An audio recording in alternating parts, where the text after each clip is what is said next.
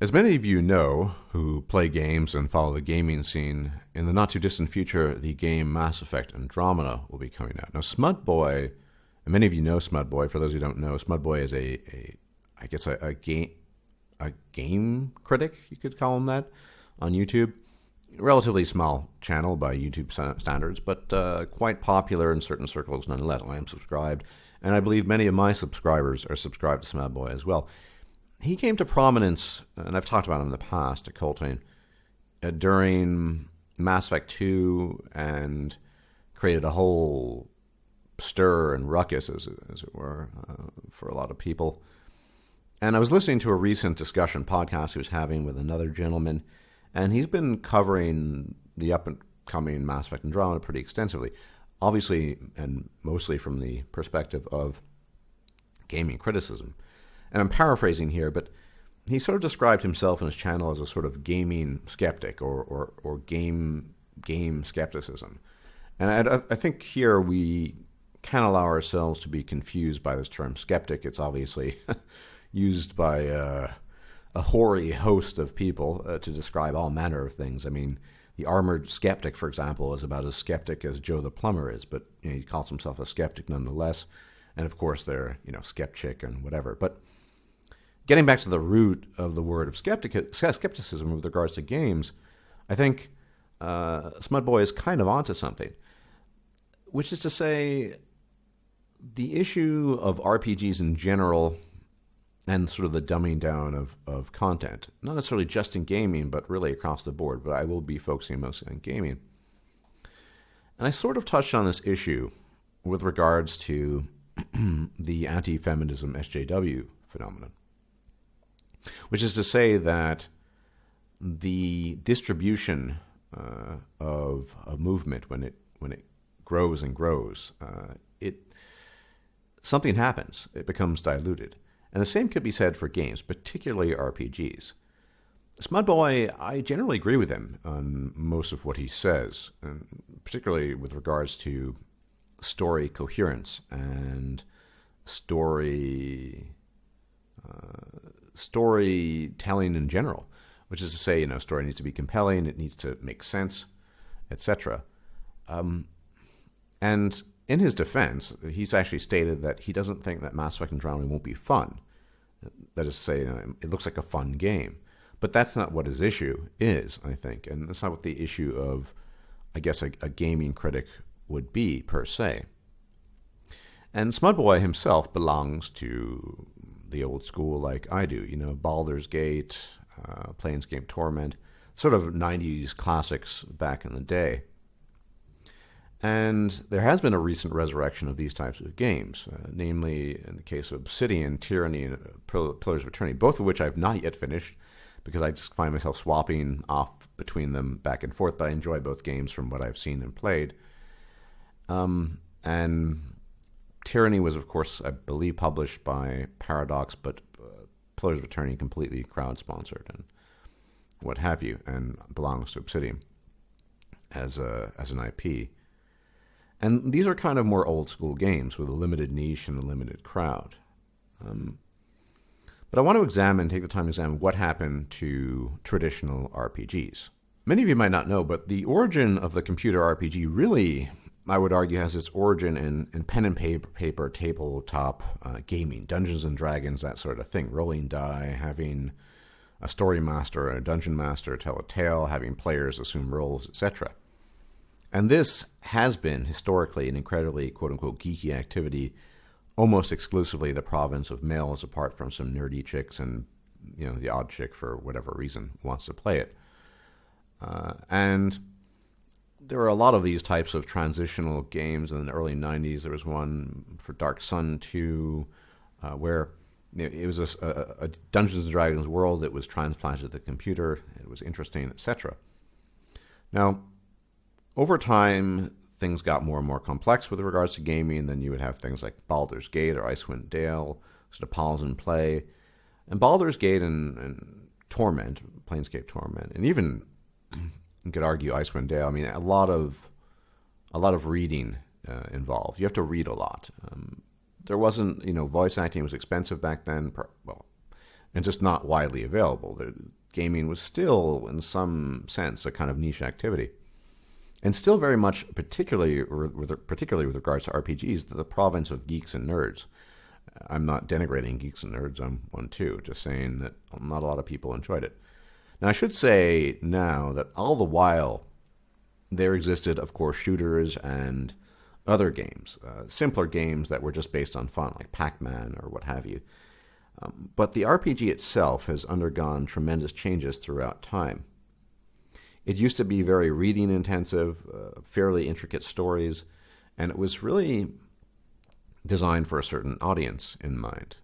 That is the RPG as a computer game. In time, things changed. The gaming industry got a lot bigger, and it's, I think, inarguable that there's been a dumbing down. But I'm going to argue that the dumbing down is an inevitability, as I argued with regards to anti-feminism, and, I'm not an SJW, but when you want to appeal to the masses, it's not necessarily a catering to the lowest common denominator or the stupidest people, but really to the average person, particularly the average male. The average male, let's be honest, he just wants to fuck, play games, and have fun whilst doing so, and that's pretty much it. Fuck, play games, enjoy himself. He's not necessarily interested in the in-depth story, and women, their interest is dependent on other issues. This has been often discussed.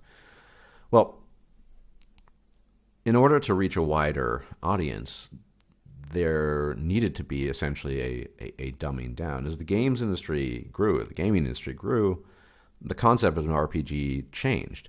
For one thing, VO became increasingly popular, voiceover, voice acting. Maybe for the simple reason that people find that more interactive if the lip sync's done right and the facial animations are good. And reading became sort of a tedious activity. And the younger generation just doesn't read a lot. Yes, they read emails and text messages, but they're not used to the sort of walls and lines of text that you see in a traditional RPG, the kind of thing you would see in Pillars of Eternity or indeed Tyranny, despite both of those having far more extensive voice acting than previous titles of a similar sort had in the past. And so, behold, Ecce Homo, Smudboy, who is a gaming skeptic, a legitimate skeptic of gaming. And in this context, I'd like to point out that gaming, the kinds of games he's talking about, it is really niche. The people who supported Pillars of Eternity, or the up-and-coming Pillars of Eternity 2, well, people like me, or of an older generation, different band. I'm not saying exclusively that I'm the only, my age group or bracket is the only kind of person interested. In fact, one of my subs was on my Steam list. Lord of Portugal has played Tyranny and plays Pillars of Eternity, and he's young, in his 20s. But generally speaking, that's the trend. But for the mass appeal, something like Mass Effect Andromeda, story coherence and good storytelling doesn't really matter. And of course, Smudboy is right to criticize it for that. And he points out that the game looks to be fun, or it probably will be fun. But a lot of it just doesn't make sense. For example, why is the Pathfinder, in this case, going to Andromeda? There's no reason given other than to explore. There are plenty of places to explore in the Milky Way. Smudboy pointed this out too. And then there was a recent snippet where it's claimed the Nexus, this sort of hub, the space hub, required ice and water, which, the joke being that ice is water.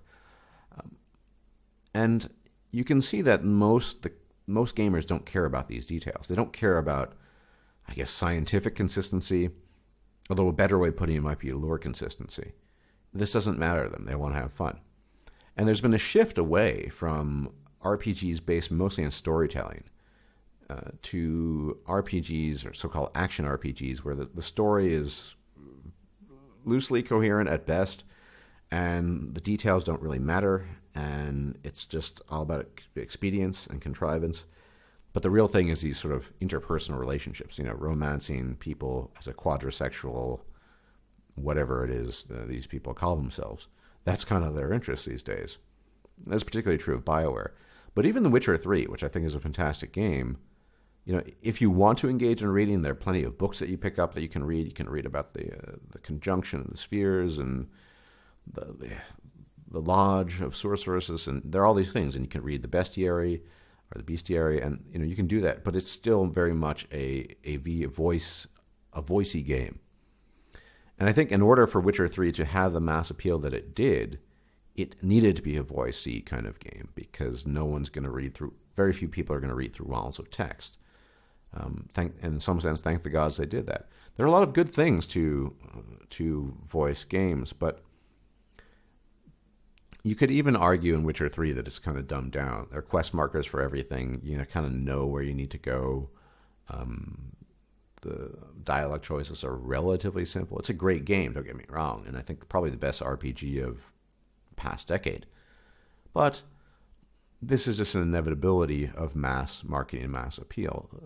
The market needs to cater to customer demands, and no one's going to produce a game that's going to appeal to a very niche audience. Now, the good thing, or the light at the end of the tunnel here, is that there are companies like Obsidian who are working on Pillars of Eternity 2, Deadfire, who, vis-a-vis crowdfunding or other sources, can produce these more sort of niche-y games that appeal to nerds and geeks like myself and others. I just love that whole format. I don't mind the reading. I like the intricate stories. I like the pause and play combat and character builds and all kinds of things like that. That's kind of like my bread and butter, or historically has been. And I used to play a lot of Dungeons and Dragons, pen and paper. So that's something that jives me. At the same time, I can play a kind of semi-mindless game like Overwatch, which is just all action-based or PvP, and it's not a big, love-hate relationship there, or it's just a game that's just fun. I have no expectation of Mass Effect Andromeda being, how should I put it, some RPG classic, amazing story. It's going to have some fancy cinematics and graphics, I guess. It'll look pretty. Maybe the combat will be engaging, and that's pretty much it. You might have some weird relationships with people. But I think it needs to be established that era is just gone. You'll never get a BioWare that does things the way it used to. And it wasn't that long ago. I mean, Dragon Age Origins, which is one of the great RPGs, I think, most people would argue, did a pretty good job. It had a little bit of that sort of SJW tinge, but it was still kind of held at arm's length. And arguably probably the only Dragon Age game that you need to play ever.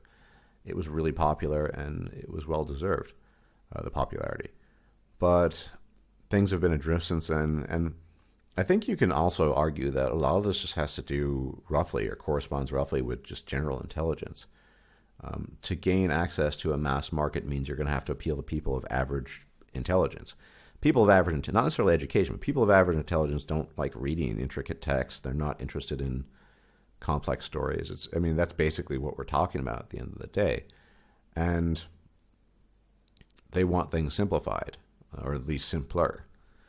So I think you have this situation where there is a legitimate cause for criticism in the case of Smudboy as a gaming critic, where he can point out many inconsistencies in the lore and things that just don't make sense, and it is right to do so, I think. But at the same time, you need to accept that a lot of it's just the way things are these days. Apart from crowdfunded projects, we're never going back to that age of consistent story. Although, once again, Witcher 3 had a very consistent story. I expect Cyberpunk 77, although probably will have that sort of dumbed-down quest marker-given kind of aspect, will nonetheless be a very good story. It'll have many good side quests, good voice acting. It'll be a great game. I have no doubt of that. But that age, the age of the good old days for RPGs, which has its basis in pen and paper, I think it's gone. And everywhere I look, anytime there's a mass appeal, like comics have been dumbed down over the years too, I think. I used to collect a lot of them. And, in the 90s, both DC and Marvel were struggling financially. I remember I collected most of my comics back then, although in the 80s as well. There were even crossovers to generate revenue. It was seen very much as this sort of niche-y, geeky kind of thing. And people women certainly weren't involved. There was no money or status involved in it, so why bother? But as the women got involved and there was mass appeal, well, things got dumbed down. All this SJW nonsense got introduced eventually, like Thora versus Thor, female Thor. And I think this is the way of things, And those of us who are gamers of a certain bent need to come to terms with that. At the same time, also defend and justify criticism of the sort that Smudboy offers. I enjoy his videos. And,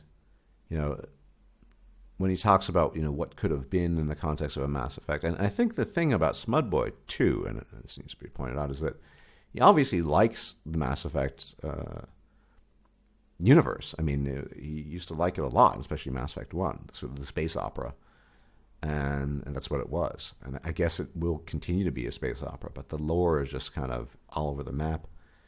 And I just don't see a departure from that, from any AAA company. Even CD Projekt Red, whom I love, they still need to exist within this niche of the dumbed down, for lack of a better term or word. But despite the fact that Coltrane doesn't think crowdfunded projects are very good, I think Obsidian pulled off a pretty good job with Pillars of Eternity, and they received quite a bit for Deadfire, Pillars of Eternity 2, with a lot of new additions. So, I'm kind of content in a gaming sense, because my interests are also still being catered to, albeit very niche-y, in, very small projects. When I was small, only a few $1 million versus, $100 million. And I can still take the good from these sort of AAA titles, to the extent that they are good. There's some things where you just scratch your head about, like Deus Ex: Mankind Divided. The most recent DLC is about Adam Jensen Prison Break. I won't go into any details on that, but it's just, you wonder why they're even making it. It makes no sense. It doesn't really fit into the story. Not really. So it's actually a really good time to be a gamer, in some sense, especially if you're an older gamer and you can sort of enjoy the new along with the old, because there is this resurrection, or renewed interest, rather, in these RPG types of old. And some people enjoy them, and people support them. I've supported them. And I think going forward, we might see a lot more of that. But I do think that gaming skepticism is well-deserved, but we need to come to terms with the fact that it's never going back, because critical mass has been attained in the gaming market. And critical mass centers all around that middle, that distribution curve that just focuses on the average player. And you can also equate that with, say, average intelligence and average interests, none of which are really text-heavy, story-heavy, lore-heavy. They just want to have a good time. So you got to make your peace with that. Anyway, I thought this is, for the gaming community in general, I have a lot of gamers as subs, I'm a gamer, an important video to make, just to point these things out. That, one, the inevitable dilution of anything once it reaches critical mass, but also the fact that as time goes by, other options become available, such as crowdfunding, and it's not all a lost cause, I think. So with that said, I wish you a pleasant remaining week, and hopefully I'll be on the mic soon again to offer some insight and some things that not many people have talked about. I have 2 videos planned that touch upon subjects that I don't hear very much discussion about. So everyone, take care, and talk to you later. Bye-bye. If you liked this video, please like, share, and subscribe.